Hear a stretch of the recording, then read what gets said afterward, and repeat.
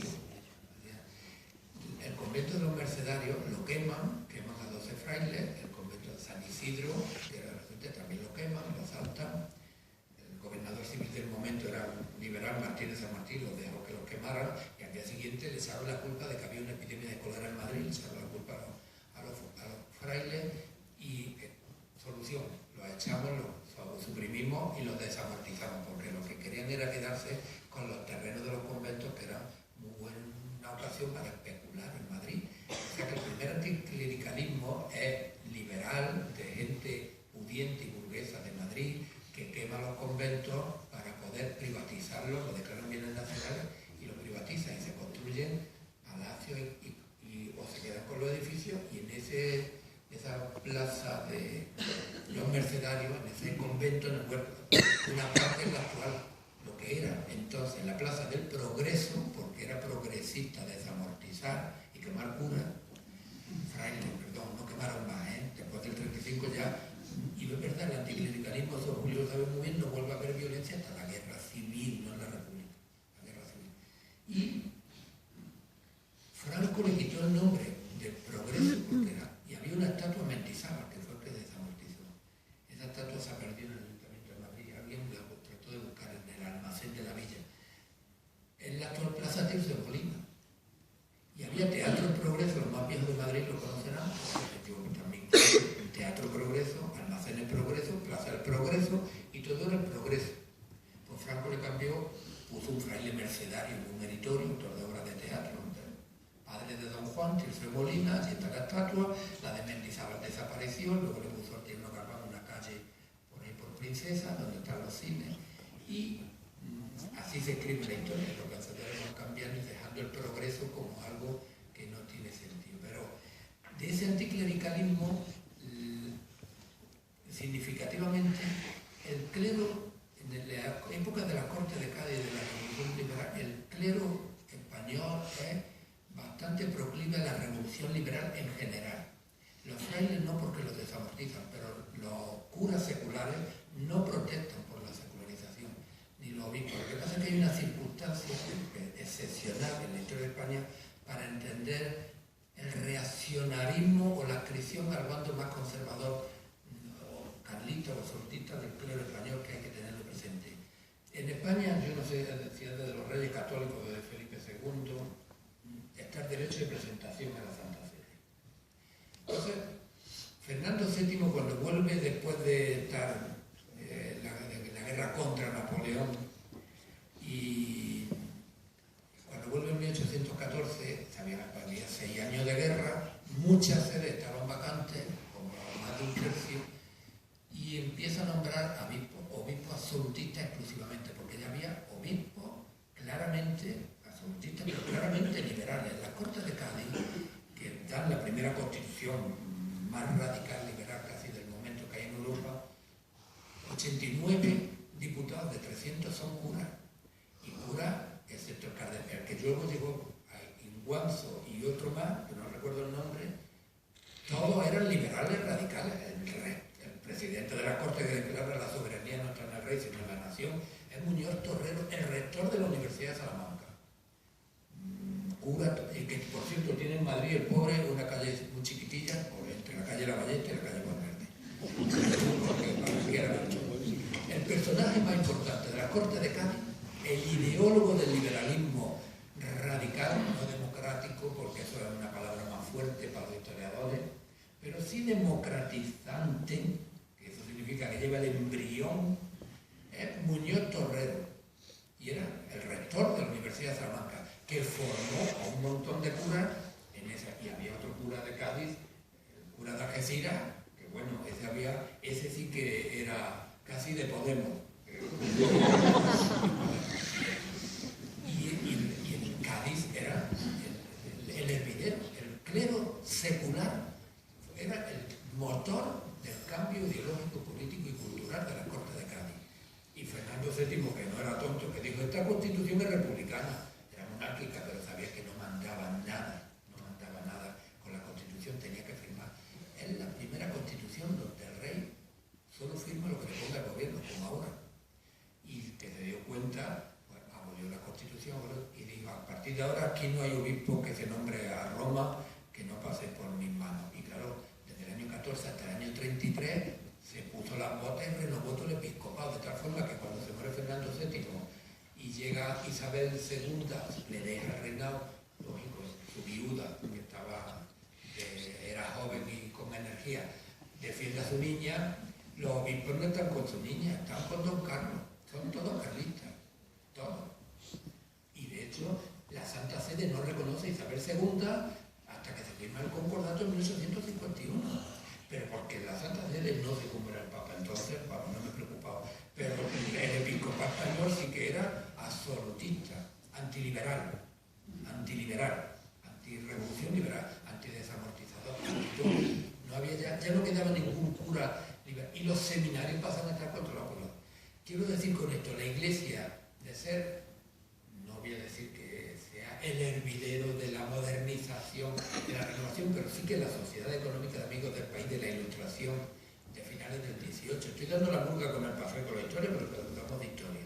Entre 1750 y 1808, del cura está en la Sociedad Económica de Amigos del País, que es una red que por toda la península están curas, médicos, ingenieros, los que son ingenieros militares, ilustrados. Los curas son las locomotoras de la Ilustración y de la Corte de Cádiz, llevan la rienda del grupo más beligerantemente liberal, aunque el Guanzo diera por allí la burga, y de hecho Llorente, Juan Antonio Llorente, cura, como Dios manda, es el que se carga la Inquisición, con José I, que también fue rey de España, y creó la plaza, el Teatro Español, además. Y lo digo en reivindicación de la plaza. Y entonces, estos curas, y la Valle Marchena, todos estos curas son el hervidero de la modernización de España. Y Fernando VII no era ningún, evidentemente, no era, se dedicó, gracias al privilegio que tenía, que no se perdió hasta que Juan Carlos renunció, ¿no? Entonces, por los que no lo sepan, el privilegio es que no sé cómo lo nombra el obispo del Papa en los demás países, pero desde los reyes católicos hasta Juan Carlos, el Papa, el rey de España le propone 3 nombres: Augusto, del rey, y el Papa tiene que elegir de los 3, pero si los 3 son del mismo color, pues ya está nombrado obispo, del color que quiere el rey. Entonces, esos reyes van a ser, esos obispos a la altura de 1833 son monocolores, controlan los seminarios, y eso va a ser lo que haga que la Iglesia, la jerarquía católica a partir del 19 sea contemporizadora, pero fundamentalmente ya antiliberal, antimodernizadora, anti. Y por eso la jerarquía va a llegar a la República con excepciones, pero va a llegar en una actitud más beligerante y va a tener un papel. Pero no me meto en contar la historia de la Iglesia, pero lo cuento para que veáis la complejidad del papel de la historia de la Iglesia y cómo en la República fue un camino que se abrió y el golpe de Estado de Franco lo yuguló, pero estos curas en definitiva son el embrión de una posible otra iglesia, por eso el título está muy bien puesto, la otra iglesia. Os leo solo, porque bueno, no sé si los autores lo van a contar ahora, pero por si no lo cuentan, a mí me llamó mucho la atención frases que dijeron estos curas en su momento. Matías Ucero, que es el que ocupa la portada con la bandera republicana, decía: los que hemos trabajado por el triunfo de la República, recorriendo España en todas direcciones, predicando a la gente timoratas la buena nueva de una república de orden, de paz, de justicia para todos, podemos sentirnos orgullosos y satisfechos. El canónigo Luis López Dóriga de Granada, que lo había comentado el profesor Francisco Carmona, dijo en plena sesión de las Cortes Constituyentes de la República algo que hoy, afortunadamente, creo que bueno, la jerarquía eclesiástica hoy en España, después del Ronco, parece que ha cambiado algo, pero que no suscribiría Ronco, desde luego. Y dijo literalmente: yo entiendo que la realidad social de España exige la neutralidad respetuosa del Estado en materia religiosa, porque España es, desde el punto de vista religioso, una sociedad mixta de católicos y de otros elementos muy calificados que no lo son. Y el Estado, que es de todos y para todos, en esta clase de sociedades mixtas precisa que se mantenga neutral, porque las creencias religiosas, porque el espíritu religioso son de tal índole que no se puede imponer a nadie por la fuerza, y las leyes del Estado deben obligar a todos por igual.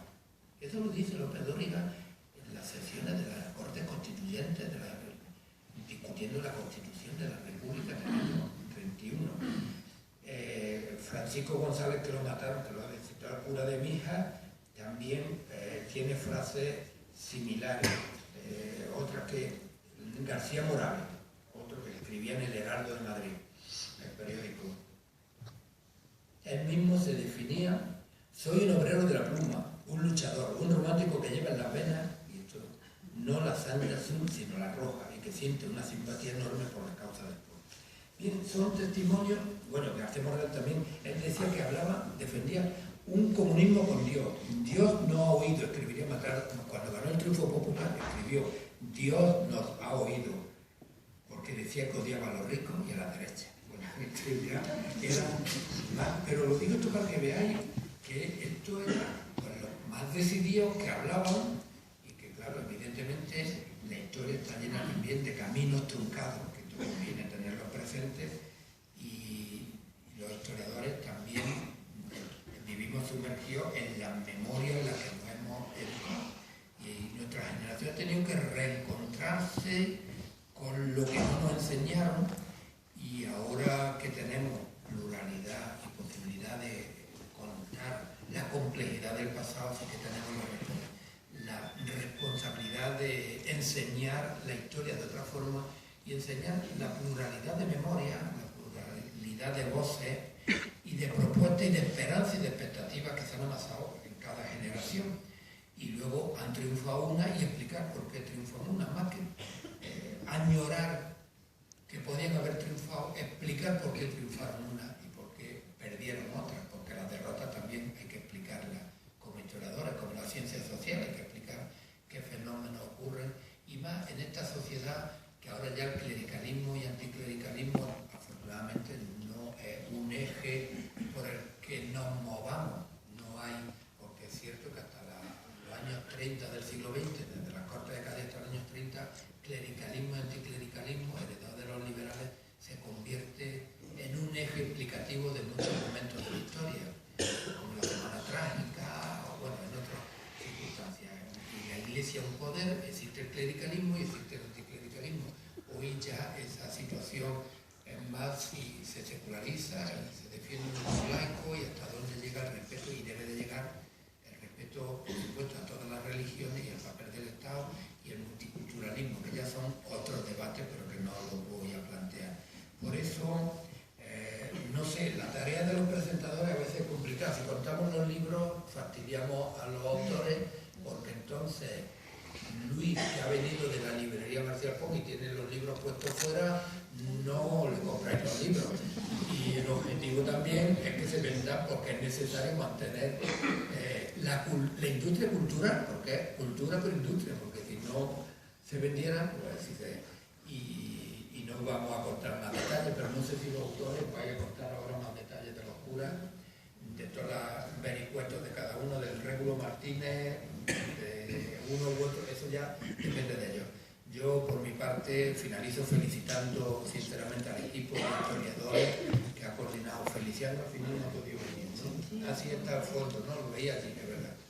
Entonces, el catedrático de Alcalá de Henares, que es un buen exponente de una nueva forma de hacer historia científica de la Iglesia, porque la Iglesia y el Ejército, que es otra institución importante en la historia de España, han tenido hasta ahora dos problemas, que lo estudiaban o los militares y los curas, con lo cual barrían para adentro, o los enemigos y barrían para afuera.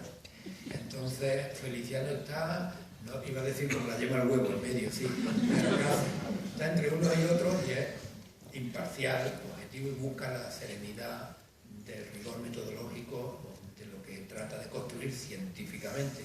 Así que enhorabuena a los autores y animo a todos a que lean el libro, porque en la biblioteca también se puede leer. Muchas gracias.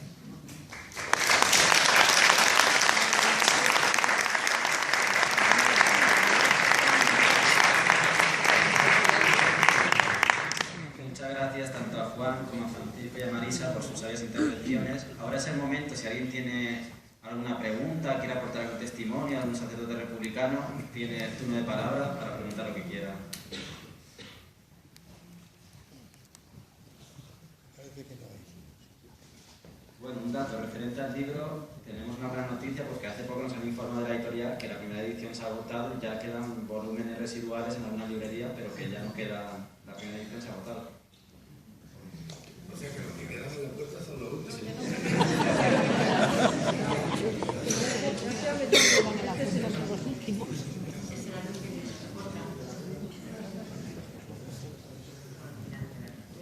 Bueno, pues si no hay ninguna pregunta, se levanta la sesión.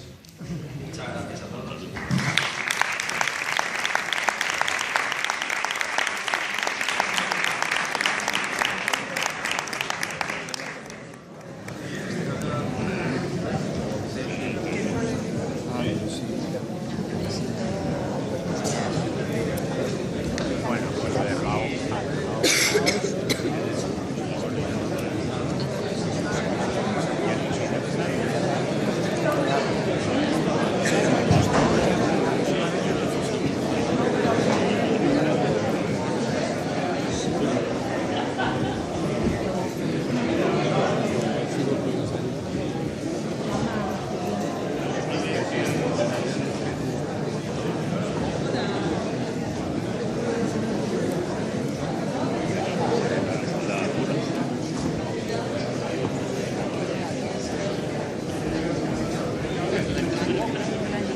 Tengo que ver a Enrique, que no...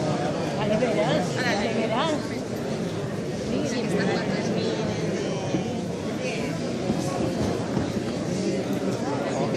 Exactamente. Pero bueno, ya te lo pedís. Como es esto.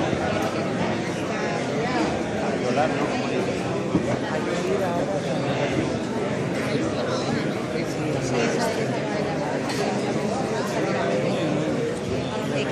Cuando te contesto con él, me pregunta Ana. ¿A qué le izquierda de no? Tampoco es para nada, ¿no? Yo la primera vez que me Lo he pasado 400 veces por Alberto Aguilera, por la paralela, San Bernardo, pero para aquí abajo no. Estás entre dos sitios, entre Plaza España y no lo conoces. Pero sé qué pasa. Saliendo mal, los sitios de fuera de que ya te vienes.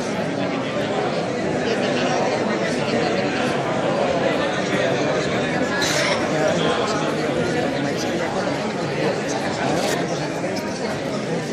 voy a beberte.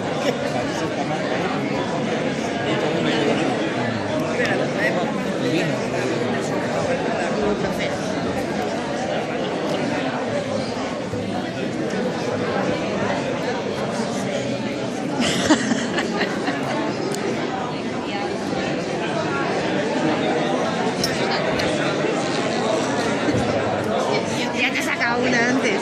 Digo, la madre que lo parió se le va a dormir el brazo. Podrías haber pedido el largo petardo y lo hubieras tenido en el suelo. ¿Sabes? Ya. Yo me he traído uno más pequeñito que el tuyo, porque ese no es más incómodo. Por si acaso luego nos hacemos todos una foto. Mira, ¿Una ves, foto? me he traído, claro, este de las mini patitas.